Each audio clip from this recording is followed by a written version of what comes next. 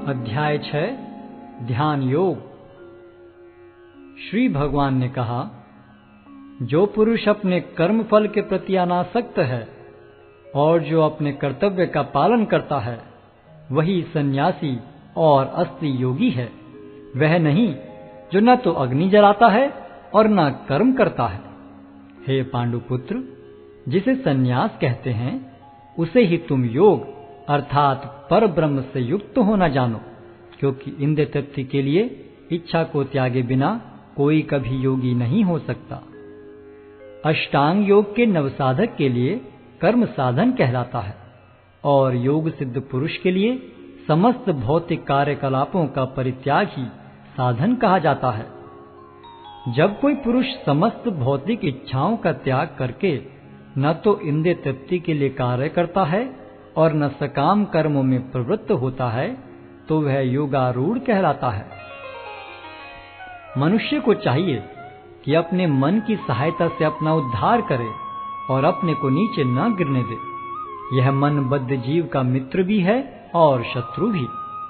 जिसने मन को जीत लिया है उसके लिए मन सर्वश्रेष्ठ मित्र है, किंतु जो ऐसा नहीं कर पाया उसके लिए मन सबसे बड़ा शत्रु बना रहेगा। जिसने मन को जीत लिया है उसने पहले ही परमात्मा को प्राप्त कर लिया है, क्योंकि उसने शांति प्राप्त कर ली है। ऐसे पुरुष के लिए सुख दुख, सर्दी गर्मी एवं मान अपमान एक से हैं। वह व्यक्ति आत्म साक्षात्कार को प्राप्त तथा योगी कहलाता है, जो अपने अर्जित ज्ञान तथा अनुभूति से पूर्णतया संतुष्ट रहता है। ऐसा व्यक्ति अध्यात्म को प्राप्त तथा जितेंद्रिय कहलाता है। वह सभी वस्तुओं को, चाहे वे कंकड़ हों, पत्थर हों या कि सोना, एक समान देखता है। जब मनुष्य निष्कपट हितैषियों, प्रिय मित्रों, तटस्थों, मध्यस्थों, ईश्वालुओं, शत्रुओं तथा मित्रों, पुण्यात्माओं एवं पापियों को समान भाव से देखता है, तो वह और भी उन्नत माना जाता है। योगी को चाहिए कि वह सदैव अपने शरीर, मन तथा आत्मा को परमेश्वर में लगाए, एकांत स्थान में रहे और बड़ी सावधानी के साथ अपने मन को वश में करे। उसे समस्त आकांक्षाओं तथा संग्रह भाव की इच्छाओं से मुक्त होना चाहिए। योगाभ्यास के लिए योगी एकांत स्थान में जाकर भूमि पर कुशा बिछा दे और फिर उसे मृगछाला से ढके तथा ऊपर से मुलायम वस्त्र बिछा दे। आसन न तो बहुत ऊंचा हो न बहुत नीचा, यह पवित्र स्थान में स्थित हो। योगी को चाहिए कि इस पर दृढ़ता पूर्वक बैठ जाए और मन, इंद्रियों तथा कर्मों को वश में करते हुए तथा मन को एक बिंदु पर स्थित करके हृदय को शुद्ध करने के लिए योगाभ्यास करे। योगाभ्यास करने वाले को चाहिए कि वह अपने शरीर, गर्दन तथा सिर को सीधा रखे और नाक के अगले सिरे पर दृष्टि लगाए। इस प्रकार वह अविचलित तथा दमित मन से, भय रहित, विषयी जीवन से पूर्णतया मुक्त होकर अपने हृदय में मेरा चिंतन करे और मुझे ही अपना चरम लक्ष्य बनाए। इस प्रकार शरीर, मन तथा कर्म में निरंतर संयम का अभ्यास करते हुए संयमित मन वाले योगी को इस भौतिक अस्तित्व की समाप्ति पर भगवत धाम की प्राप्ति होती है।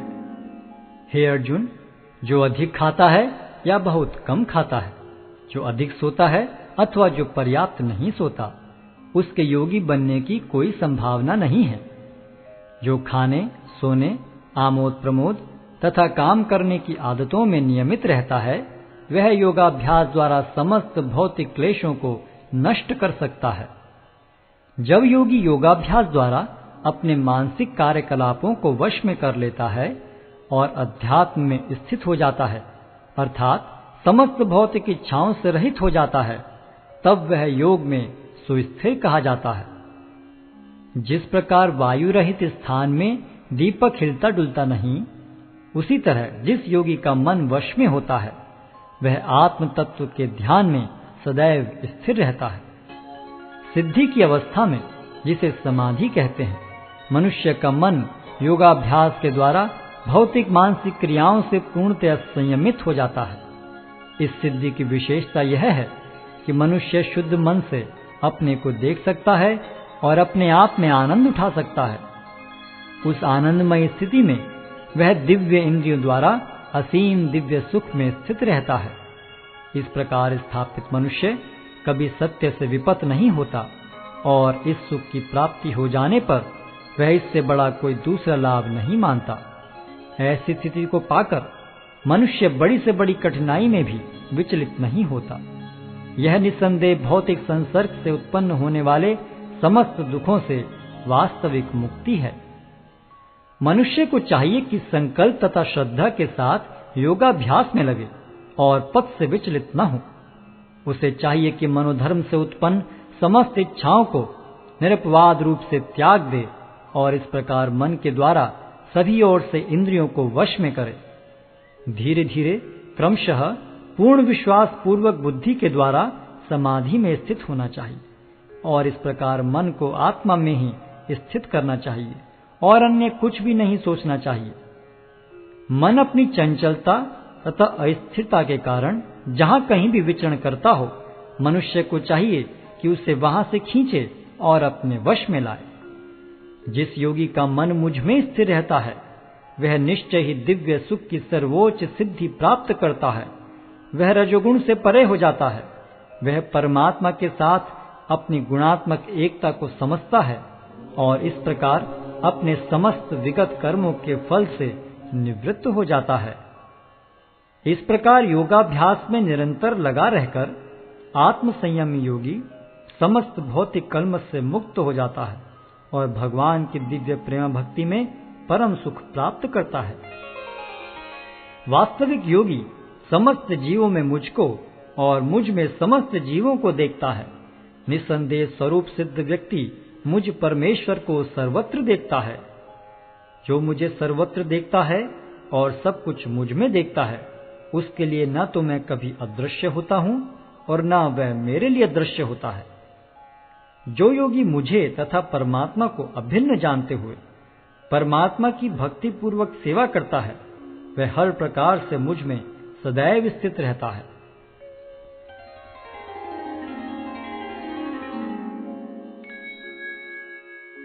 हे अर्जुन, वह पूर्ण योगी है जो अपनी तुलना से समस्त प्राणियों की उनके सुखों तथा दुखों में वास्तविक समानता का दर्शन करता है। अर्जुन ने कहा, हे मधुसूदन, आपने जिस योग पद्धति का संक्षेप में वर्णन किया है वह मेरे लिए अव्यवहारिक तथा असहनीय है, क्योंकि मन चंचल तथा अस्थिर है। हे कृष्ण, क्योंकि मन चंचल, उच्छृंखल, हठीला तथा अत्यंत बलवान है, अतः मुझे इसे वश में करना वायु को वश में करने से भी अधिक कठिन लगता है। भगवान श्री कृष्ण ने कहा, हे महाबाहु कुंती पुत्र, निस्संदेह चंचल मन को वश में करना अत्यंत कठिन है, किंतु उपयुक्त अभ्यास द्वारा तथा विरक्ति द्वारा ऐसा संभव है। जिसका मन उच्छृंखल है उसके लिए आत्म साक्षात्कार कठिन कार्य होता है, किंतु जिसका मन संयमित है और जो समुचित उपाय करता है उसकी सफलता ध्रुव है, ऐसा मेरा मत है। अर्जुन ने कहा, हे कृष्ण, उस असफल योगी की गति क्या है जो प्रारंभ में श्रद्धा पूर्वक आत्म साक्षात्कार की विधि ग्रहण करता है, किंतु बाद में भौतिकता के कारण उससे विचलित हो जाता है और योग सिद्धि को प्राप्त नहीं कर पाता। हे महाबाहु कृष्ण, क्या ब्रह्म प्राप्ति के मार्ग से भ्रष्ट ऐसा व्यक्ति आध्यात्मिक तथा भौतिक दोनों ही सफलताओं से च्युत नहीं होता और छिन्न भिन्न बादल की भांति विनष्ट नहीं हो जाता, जिसके फलस्वरूप उसके लिए किसी लोक में कोई स्थान नहीं रहता? हे कृष्ण, यही मेरा संदेह है और मैं आपसे इसे पूर्णतया दूर करने की प्रार्थना कर रहा हूँ। आपके अतिरिक्त अन्य कोई ऐसा नहीं है जो इस संदेह को नष्ट कर सके। भगवान ने कहा, हे प्रथापुत्र, कल्याण कार्यों में निरत योगी का न तो इस लोक में और न परलोक में ही विनाश होता है। हे मित्र, भलाई करने वाला कभी बुराई से पराजित नहीं होता। असफल योगी पवित्र आत्माओं के लोकों में अनेकानेक वर्षों तक भोग करने के बाद या तो सदाचारी पुरुषों के परिवार में या कि धनवानों के कुल में जन्म लेता है। अथवा वह ऐसे योगियों के कुल में जन्म लेता है जो अति बुद्धिमान है। निश्चय ही इस संसार में ऐसा जन्म दुर्लभ है। हे कुरुनंदन, ऐसा जन्म पाकर वह अपने पूर्व जन्म की दैविक चेतना को पुनः प्राप्त करता है और पूर्ण सफलता प्राप्त करने के उद्देश्य से वह आगे उन्नति करने का प्रयास करता है। अपने पूर्व जन्म की दैवी चेतना से वह न चाहते हुए भी स्वतः योग के नियमों की ओर आकर्षित होता है। ऐसा जिज्ञासु योगी शास्त्रों के अनुष्ठानों से परे स्थित होता है और जब योगी समस्त कलमश से शुद्ध होकर सच्ची निष्ठा से आगे प्रगति करने का प्रयास करता है तो अंततो गत्वा अनेकानेक जन्मों के अभ्यास के पश्चात सिद्धि लाभ करके वह परम गंतव्य को प्राप्त करता है। योगी पुरुष तपस्वी से, ज्ञानी से तथा सकाम कर्मी से बढ़कर होता है। अतः हे अर्जुन, तुम सभी प्रकार से योगी बनो और समस्त योगियों में से जो योगी अत्यंत श्रद्धा पूर्वक मेरे परायण हैं, अपने अंतःकरण में मेरे विषय में सोचता है और मेरी दिव्य प्रेम भक्ति करता है, वह योग में मुझसे परम अंतरंग रूप से युक्त रहता है और सबों में सर्वोच्च है। यही मेरा मत है।